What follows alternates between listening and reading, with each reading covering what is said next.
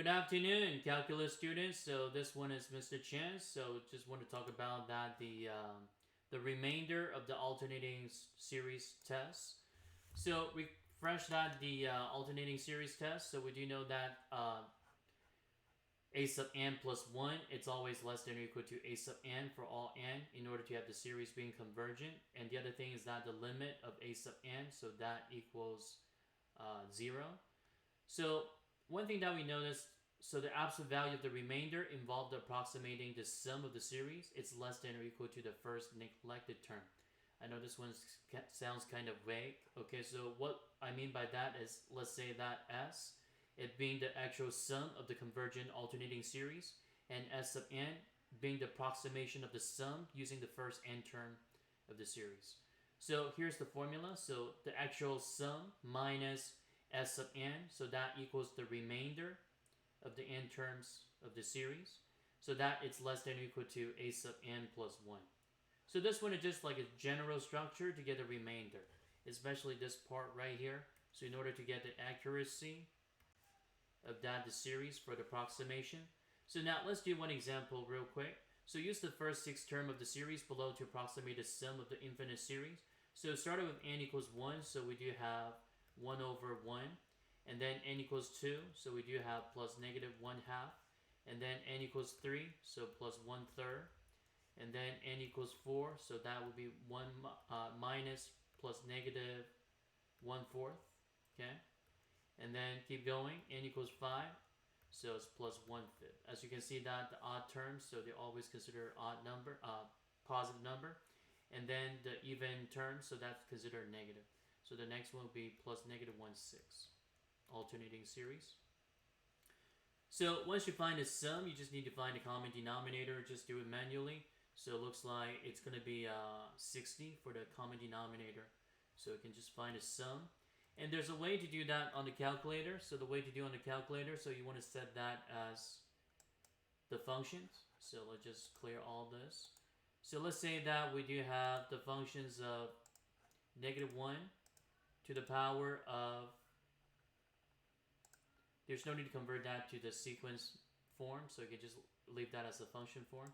So x plus 1, okay? And then this one times, so this one multiplied by 1 over n, so which means that over x, so divided by x, okay, like that. So now, what I mean by using the sum, so you can go to second catalog and look for the keyword sum. So go to the shortcut, press 4, and then up there you'll see that sum. And then also using sequence, because that it's just a sequence there. So second catalog again, 4, and look for the keyword sequence. So you have to scroll back up a little bit more, all the way. Look for the keyword sequence with the open parentheses. So here's the one. And then once you get that, and then you want to go to vars, y vars, okay, function, y1, comma x, because that we're using that x as the variable. So from 1 to 6, so you want to generate the sum from 1 to 6. So here's what we found. So it's about 0.616666 blah blah blah 7, and then round it up to whole fractions, not a whole number, but fraction. So press math 1. And here we go. So it's about, it's exactly 37 over 60. 37 over 60. And then how good is our approximation? Well, so that means you want to find out the maximum error. So the maximum error would be considered R7. So that means it's considered a sub 7 term. So to get that, so we just plug in that 1 over a sub 7 for this one, so that one absolute value of a sub 7, I should put in that. So for that one, it's going to be 1 over 7. So 1 over 7, what is that about? You can always put in back to the calculator here. So my TI, so back to the normal window, 1 divided by 7. So that one is about 0.142857. So the error is still kind of big, because the more term that you have, the better the accuracy, the sum that would be.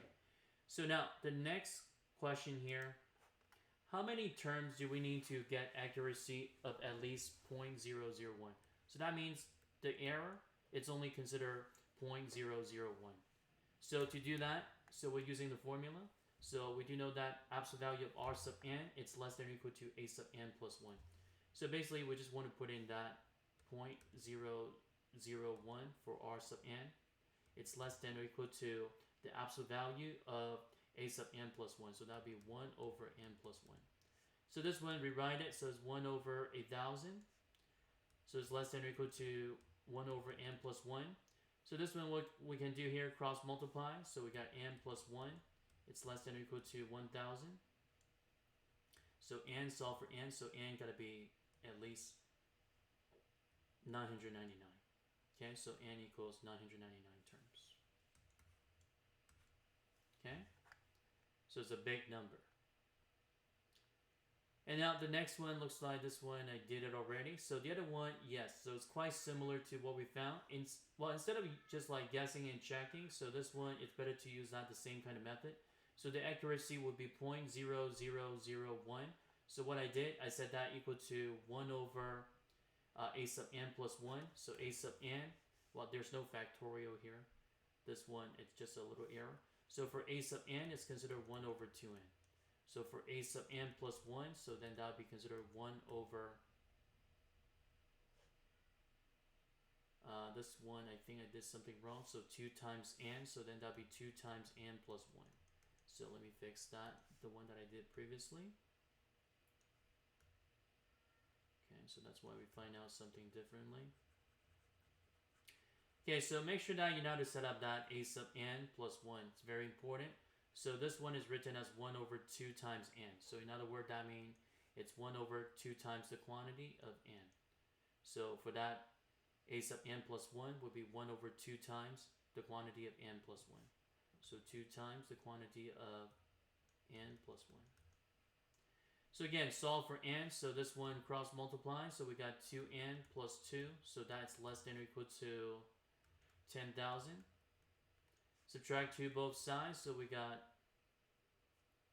this one is 9,998. Okay, and then divided by 2. So n, it's less than or equal to, okay, so let's just show all the work. So 4 times 2, that's 8, 1, 9. So 9 times 2, 18. Keep going. So 4,999.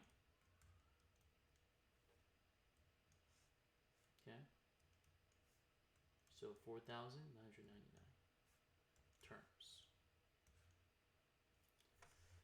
So that's what I mean by another method. It's just using that the non-linear inequality, okay, to solve for n.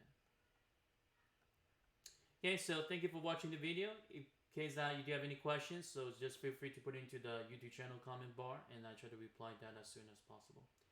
Thank you for watching it. Once again, I'll see you next time. Take care.